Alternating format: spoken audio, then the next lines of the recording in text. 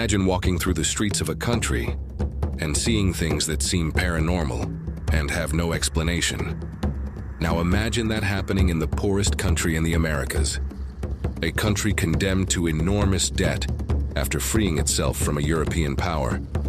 A historic triumph paid for with more than a century of misery that its people still suffer.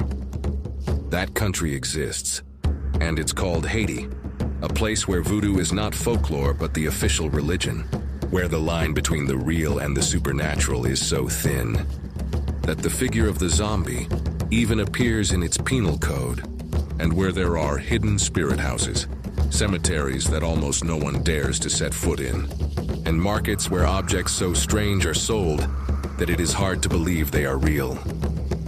A spirit that has led this small nation to qualify for the World Cup, an achievement that has already happened in the past when there was talk of a witch doctor who traveled with the team to energetically alter the opponent's goals. Sit back, open your eyes wide, because in this new video from Uncensored World, we are going to discover the reality of one of the darkest countries on the planet. Let's get started.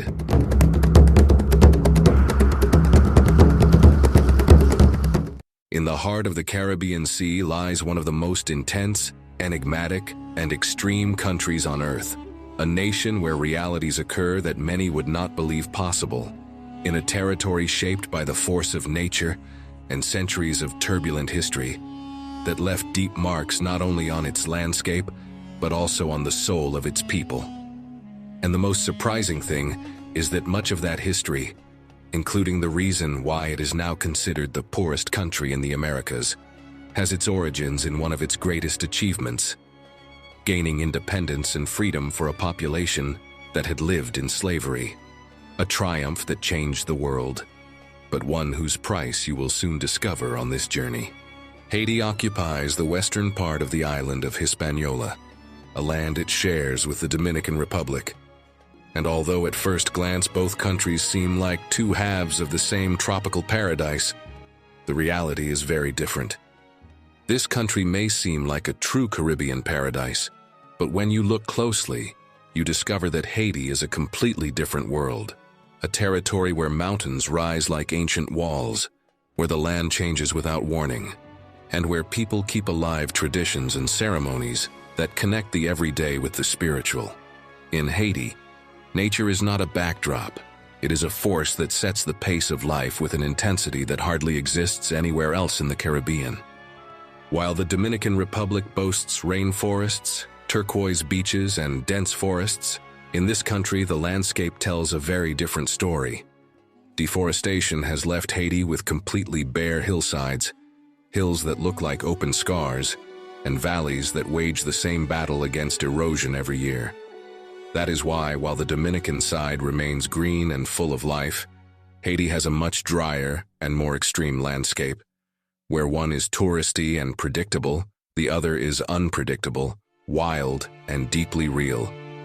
And as you will see throughout this trip, this desolate geography is not just a coincidence of climate.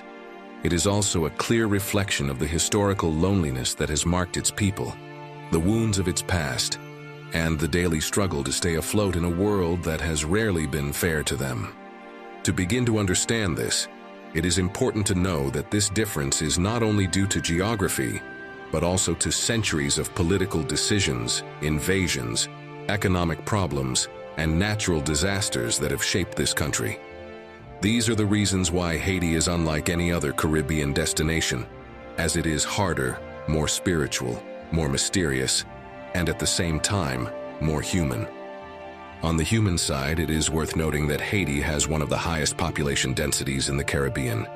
This means that millions of people live in highly concentrated areas with few resources, surrounded by dry hills, eroded soils, and cities that grew too fast to be able to provide them with basic services. In addition, Haiti is located in an active seismic zone, which has caused some of the most devastating disasters in recent history. Among them, the most tragic earthquake occurred in the early 2000s and left scars that are still visible today in the streets, buildings, and memory of the country. Known as the Port-au-Prince earthquake, it had a magnitude of 7.0 and lasted less than half a minute.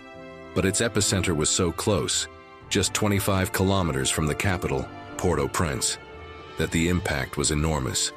The earth shifted several centimeters, and iconic buildings such as the National Palace and the Cathedral were reduced to ruins in a matter of seconds. Over the following days, more than 50 aftershocks were recorded, some strong enough to shake the city again, leaving the entire country with the feeling that the ground was still moving beneath their feet. On top of all this, the region is also prone to hurricanes, torrential rains, and droughts that affect agriculture, so Haitians have learned to live with extreme weather events on a constant basis. And yet the country remains standing, resilient as if the island were accustomed to surviving chaos. It is very curious to try to understand why, while in Haiti these extreme phenomena seem to repeat themselves over and over again, on the other side of the island, in the Dominican Republic, they almost never reach the same intensity, far from it. At first glance, it might seem like a mystery, but when you look closely at the island, you discover that the key lies in something as simple as it is tragic: trees, or rather, the lack of them. For several consecutive decades, Haiti lost most of its forests for a reason as harsh as it is real. Charcoal became one of the few ways for the population to cook, heat their homes, and earn some money in a country where there were almost no alternatives.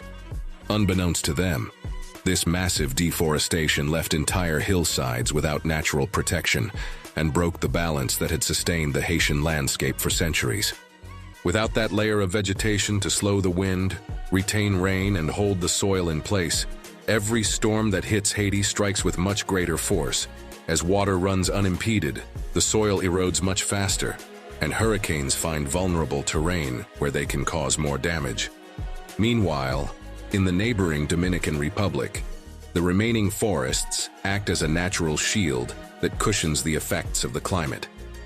That is why, although it may seem like an incomprehensible mystery, two countries on the same island experience completely different realities, one protected and the other completely exposed to the fury of the Caribbean. The name Haiti comes from the Taino language and means mountainous land. The Tainos were the first inhabitants of the island before the arrival of Europeans. For them, this land was sacred, full of caves, mountains, and spiritual elements. That spiritual connection did not disappear. It lives on within Haitian culture. With the arrival of French colonizers, the island became a colony called Saint-Domingue, one of the richest, and at the same time cruelest, in the world. Gigantic sugarcane and coffee plantations enriched Europe, while thousands of enslaved people were subjected to inhumane conditions, a history that not only marked the country's identity, but remains unresolved to this day. You will soon understand a secret that few know, as the extreme poverty that plagues Haiti did not come out of nowhere, but from a debt imposed in order to achieve independence, a debt so enormous that every inhabitant of the country has ended up paying, directly or indirectly, until recent times, so recent that even today this shadow continues to fall on every family in the country. It all has to do with the origins of this country, a land where European colonizers displaced the indigenous peoples and forcibly brought thousands of Africans to build plantations, cities, and fortunes that would never be theirs. For decades, the colony became the economic engine of the Caribbean, but also one of the places where injustice reached extreme levels. And yet, it was precisely in that darkness that something began to take shape that would change the history of the planet forever. In 1791, the famous Bois Caïman ceremony took place, a spiritual gathering that, according to tradition, united different African groups in a nighttime ritual. There, in the rain, and surrounded by ancestral symbols, the spirit of rebellion was born that would later ignite what is known as the Haitian Revolution. From that moment on, enslaved people began a struggle that had never happened before, to confront a European empire and win, and they succeeded. In 1804, Haiti became the first nation in the world to abolish slavery forever, and the first created by people who freed themselves by their own strength. But this victory had profound consequences. And this is where we come to one of the continent's greatest economic mysteries, the true origin of Haiti's extreme poverty.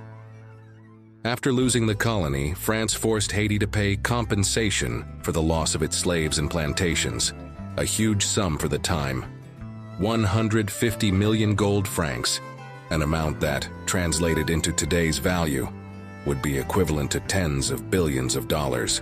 To understand the absurdity of this figure, it is enough to know that Haiti's gross domestic product was so low that the debt exceeded several times what the country could produce in several years.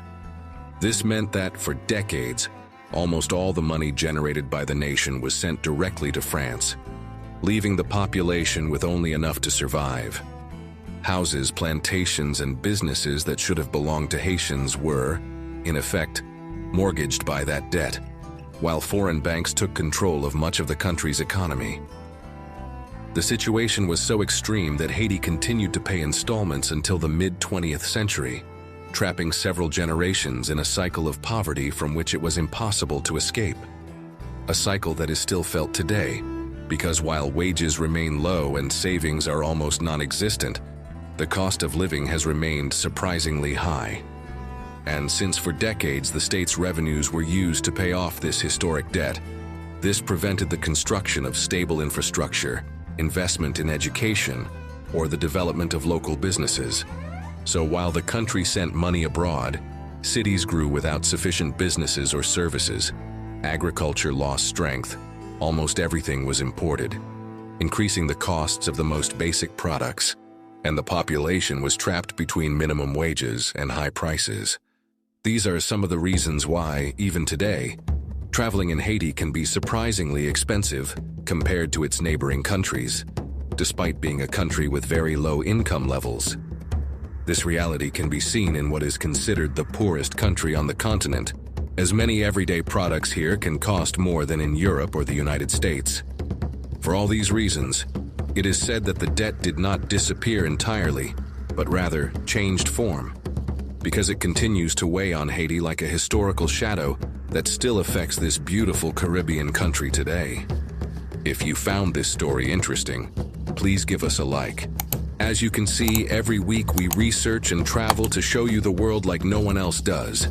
So support us and subscribe to Uncensored World, so you don't miss any of the videos we prepare with so much hard work and dedication. Thank you for being there. Added to this debt and everything that came with it were decades of political instability, corruption, foreign intervention, and massive deforestation that left the country vulnerable to storms, floods, and droughts which, as you now know, have become another of the great threats weighing on its present and future. Haiti is not the poorest country in the Americas because of a lack of culture or talent, but because of a long chain of injustices, catastrophes, and decisions imposed from outside that marked its destiny long before it could choose for itself.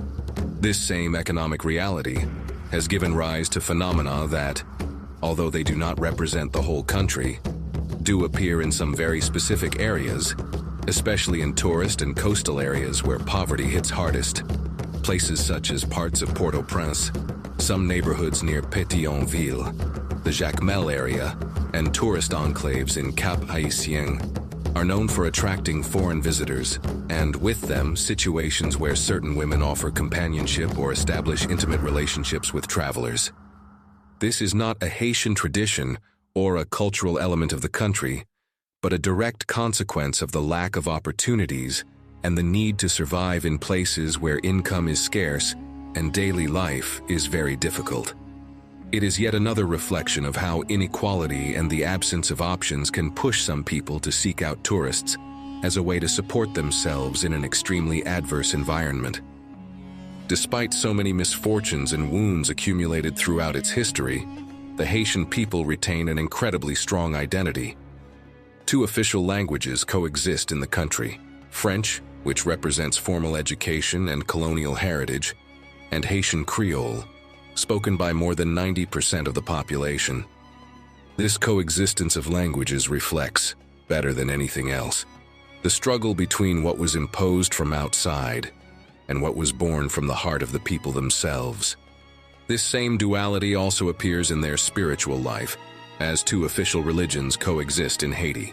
Christianity, inherited from colonialism, and another much deeper, more symbolic and mysterious religion, especially in Western eyes. It is a tradition that many Haitians have maintained for centuries, perhaps as a way of balancing a history that has almost always worked against them.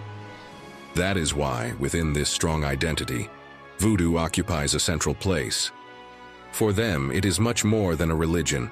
It is a spiritual system that connects African memory with everyday life, creating a unique blend of tradition, resistance, and a sense of belonging. When you arrive in Haiti and witness these types of ceremonies, you discover something fundamental. Voodoo is not only a religion, but also a way of understanding human emotions. And among all of them, love and passion occupy a special place.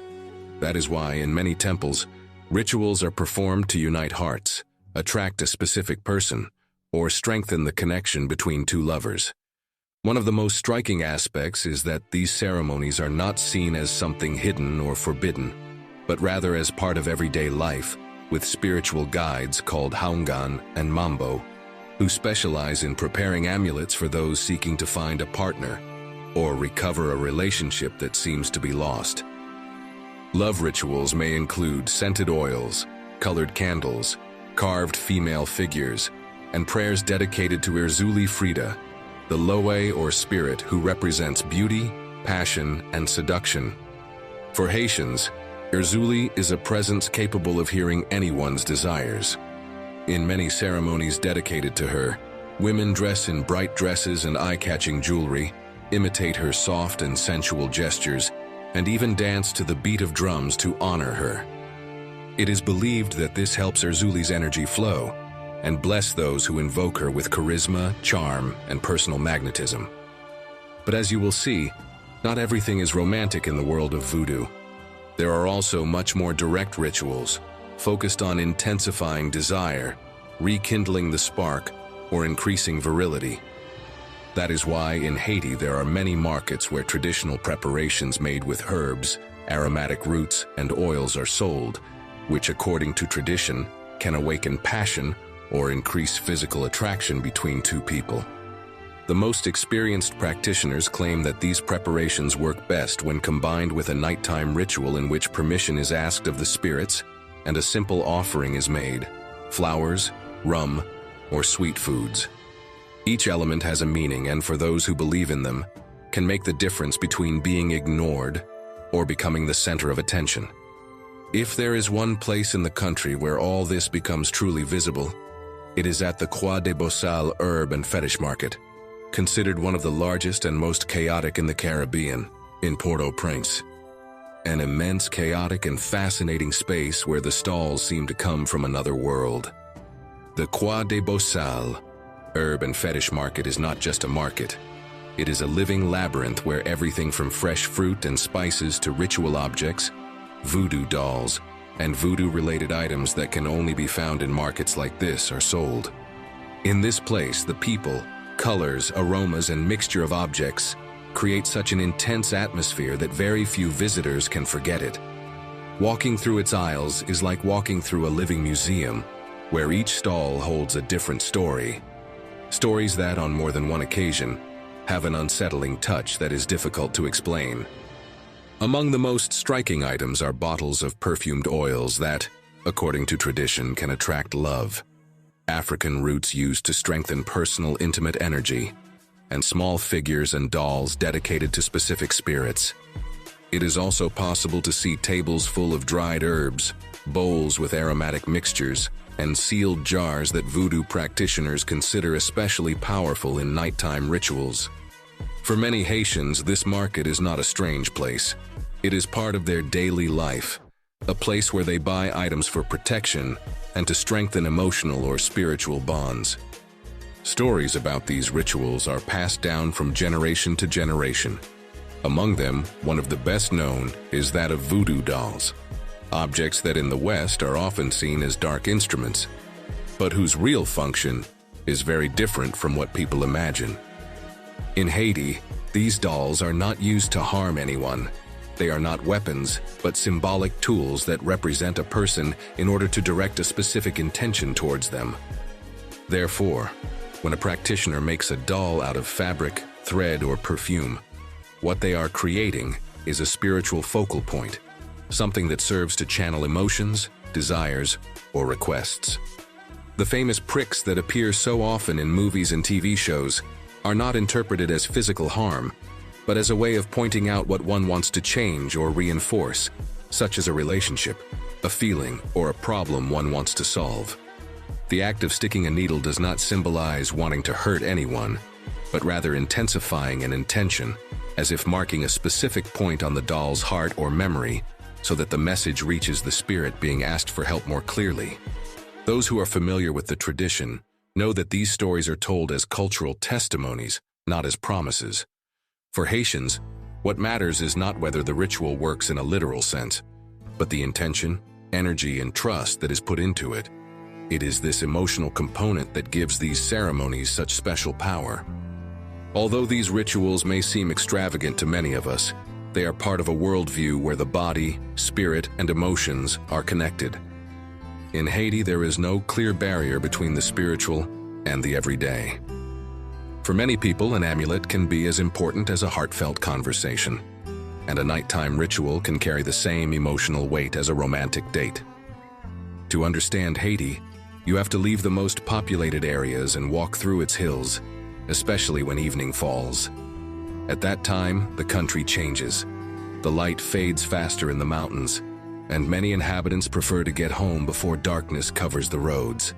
It is not fear, they say, but respect for what lives in the night. One of the places in the country where this respect is most evident is in its cemeteries. During the day, they are colorful gathering places, full of offerings and small chapels painted blue and purple. But when night falls, few dare to enter. Not because anything dangerous happens, but because it is believed that spirits dwell there who prefer to be left in peace. Some of these cemeteries are the chosen locations for nighttime rituals. Voodoo ceremonies can generally be joyful or intense, but when they are dedicated to the loas of the night, they take on a very different tone. Here, the fire, the deep chants, and the rhythm of the drums create an atmosphere that is not easily forgotten. In some of these ceremonies, participants enter a trance-like state in which their bodies seem to move on their own. It is not a show or a theatrical performance. It is part of a spiritual connection that they themselves describe as giving up control, to let the spirit express itself. And for Haitians, this is something very normal. These types of practices have a lot to do with the idea that Haiti is a place where the line between the real and the spiritual is very thin. That boundary is mentioned in stories, songs, and even official documents, such as the country's own Penal Code. At this point, and before learning how the zombie phenomenon appears in the country's own Penal Code, the relationship between Voodoo and Haiti's surprising qualification for the World Cup, or the story of a remote island in the country that has had little contact with the rest of the world, we would like to ask you, would you like to have an amulet or ritual to win someone's love? What wish would you make if you knew it could come true? Pause the video and leave us your comment. You know that doing so is the best way to support Uncensored World so that we can continue working every week to bring you content as interesting as this, so thank you. As we mentioned, Haiti's Penal Code contains a reference that has baffled historians, anthropologists, and curious minds for decades: zombification. The word may make you think of creatures from movies, but in Haiti, this concept has a much more disturbing meaning. Here, zombification is described as an altered state of life, a condition in which a person seems to have lost their will, their consciousness, and even their identity. The Penal Code itself mentions that certain individuals can be induced into a state similar to apparent death through traditional substances or practices.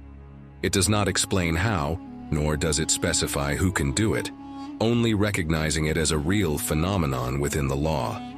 And it is precisely this silence, this lack of detail, that makes it so disturbing. The idea that a modern law accepts the existence of people who, in some way, can be trapped between life and death, is one of Haiti's greatest enigmas. Although for them, all this is no enigma but a reality that stems from their history. The term zombie has a much older origin than many imagine. It was not born in cinema or modern literature. It comes from ancient African traditions brought to the Caribbean by enslaved people. In several West African cultures, there was already the idea of a human being reduced to a state of absolute obedience, incapable of making decisions for themselves.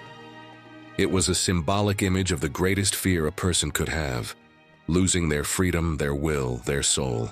When communities with these beliefs were forcibly brought to Saint-Domingue, now Haiti, this idea took on a new meaning. For many, zombification became a metaphor for the horror of slavery, a state in which a person was alive but not free. Over time, this spiritual metaphor became mixed with local beliefs, traditional medicinal practices, and the brutality of that era, giving rise to the image of the Haitian zombie that we know today. That is why many anthropologists believe that zombification is not just a ritual or a legend, but a collective memory of the trauma experienced by thousands of people torn from their homeland. It is a concept that has remained deeply embedded in the country's memory ever since, and explains why its presence in the Penal Code is so disturbing. That is why, for many Haitians, this concept is not seen as terror, but as part of their cultural heritage. Some parents and grandparents in the country explain that zombification is not a punishment or a spectacle, but a warning about the power that spirituality can have when used without balance. In cities, this topic is treated differently. There, zombification is seen more as a curious part of local folklore, something that comes up in conversations about cultural identity or in debates about how the outside world interprets voodoo without understanding it. For Haitians, this tradition is theirs, and it is unlike anything invented by the movies.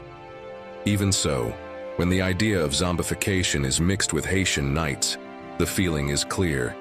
Here, stories are never just stories. They are alive, they can be felt, and although not everyone believes in them, no one dismisses them entirely, because they are part of the country's identity. This contrast between the everyday and the spiritual is noticeable everywhere, in markets, in homes, on the streets, and in conversations in any neighborhood. Haiti does not separate the visible from the invisible. It mixes it, lives with it, breathes it. And that fusion is precisely what gives the country a unique atmosphere, a feeling of being in a place where everything, the tangible and the not-so-tangible, is part of the same reality. Among the most striking elements of this spiritual life are the so-called spirit houses, small structures made of wood, mud, or stone that appear in courtyards, rooftops, and discreet corners of many Haitian homes. At first glance, they may look like small altars or decorated houses, but for those who live there, they are something much deeper. A place reserved for communicating with the forces that, according to tradition, accompany and protect the family. Inside these structures are symbolic objects such as candles, colored fabrics, amulets, images, and containers with offerings. They are not there for decoration. They are sacred spaces where people consult, ask for advice, or give thanks to the household spirits, which according to tradition are as much a part of daily life as any member of the family. These houses exist because, for many Haitians, a home is not complete without a space for the spiritual. As for them, each spirit has a place and a function. Some of these little houses are dedicated to the protection of the home, others to love, health, or good fortune. And although they are part of everyday life, they also command respect. You don't enter without permission. You don't touch anything without knowing what it represents, and, according to popular belief, awakening a spirit without the proper ceremony can bring imbalance to the life of the family. That is why even those who are not practitioners tend to walk carefully around these spirit houses, avoiding staring at them for too long. Not out of irrational fear, but out of respect for a tradition that has accompanied Haitian families for centuries. It is this mixture that explains why many Haitians avoid cemeteries at night, why some rituals are performed in silence, and why certain stories are only told when the sun goes down. It is not fear, it is respect. It is tradition. It is part of living in a place where night is not just darkness, but a setting where memory, spirit, and mystery remain present. If places like the Fetish market are the chaotic heart of Haiti, the island of Lagonav is the complete opposite in this country. On this island, there are villages so isolated that some inhabitants have spent much of their lives without contact with the rest of the country. There are no roads, no electricity, and many families live as they did generations ago, maintaining traditions that have hardly changed over time. It is said that there are areas where very few people dare to enter, not because of physical danger, but out of respect for their customs. These are deeply closed communities, where life follows its own rhythm, and where visitors must move cautiously so as not to upset the balance of the place. These villages represent a huge contrast to the big cities. While in Port-au-Prince the noise is constant, in Lagonav the night is so deep that you can almost hear the sea breathing. It is a world apart, as silent as it is intriguing. Even with places as quiet as this, Haiti still has celebrations as vibrant as its carnival, considered one of the oldest in the Caribbean. It is a festival where the dancing is intense, the costumes are daring, and energy spills out onto every street as if the entire city were beating to the same rhythm. An energy similar to that hidden in one of the country's spiciest dishes, the famous piment bouk. This chili pepper is so intense that many tourists are unable to finish a dish when it is included. But for Haitians, it is an everyday ingredient, a touch of fire that gives character to any meal. Speaking of contrasts or spicy news, Haiti recently starred in one of the most emotional and unexpected moments in the world of sports, its qualification for the World Cup. It was a historic achievement, not only because Haiti had not returned to the world's premier soccer event in more than 50 years, but also because it did so with a team made up largely of players who grew up far from professional academies, many of them raised in poverty-stricken communities. Even so, they managed to defeat teams such as Nicaragua, Honduras, and Costa Rica to make their way to the World Cup. Until now, they had only participated in one World Cup, in the 1970s. In that tournament, Haiti scored an unforgettable goal against Italy. It was scored by a man named Emmanuel Sanon, who broke the unbeaten streak of legendary goalkeeper Dino Zoff, one of the best in history. It was a moment that is still remembered as one of the greatest sources of national pride. Legend has it that in the 1974 World Cup, Haiti brought a witch doctor with them to energetically alter the goals before the matches. It is said that before the match against Poland, he performed a ritual on one of the goals, but the result was a 7-0 defeat. The popular explanation was simple.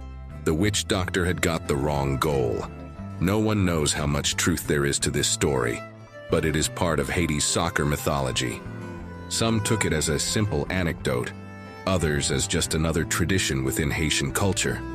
But the truth is that in a country where the line between the real and the spiritual is so fine, no one completely ruled out the possibility that it was true.